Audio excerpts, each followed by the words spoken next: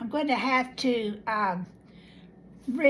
revamp my lighting situation before I paint. I see a shadow hitting my paper from my up above light.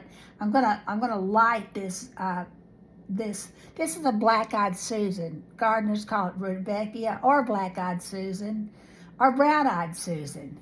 I always think of Van Morrison's song Brown-Eyed Girl, and I'm a brown-eyed girl who grew up loving Van Morrison's songs, and I always thought that song was about me. It was not. But anyway, so, but black-eyed Susans, brown-eyed Susans, Rudbeckias are very important in my own personal journey.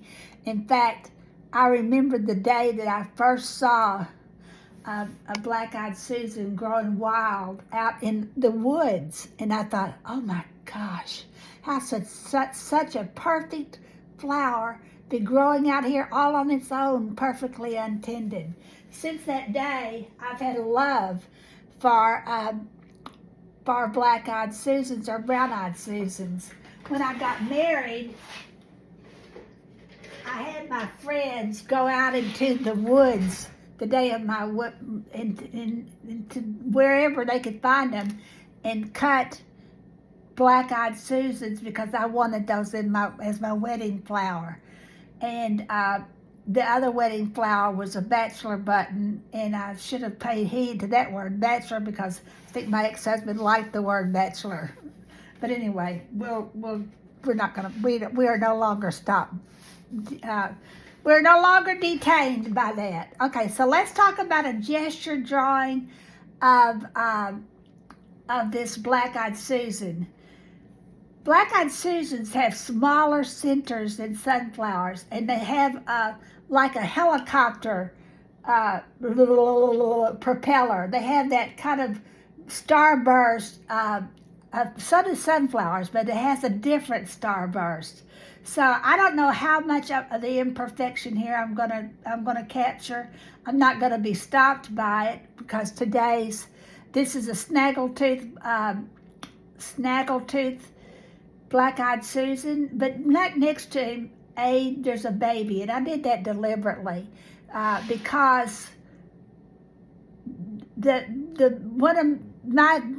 one of the themes that has driven my entire life is the songs of innocence and the songs of experience. I wrote my first master's thesis on William Blake, and he wrote the songs of innocence and the songs of experience. The contrast of the aged, the withered, and the baby have always been very important to me. But anyway, so there's a bud over there. I don't know how much of that.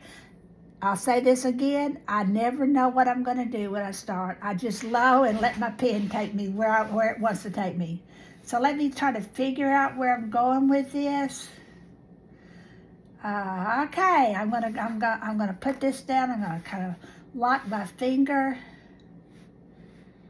Okay, here I go.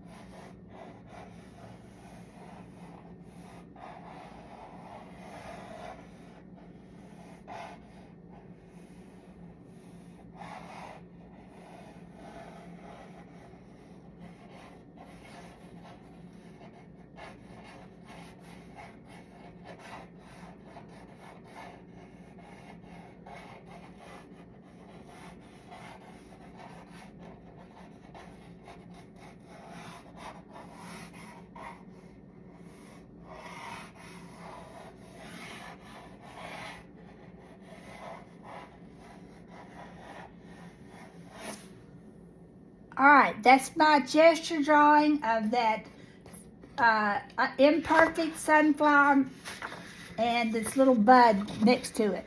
There it is. That's a gesture drawing. Fast. In fact, when I was in college, we had to do gesture drawings in 15 seconds of an entire human being.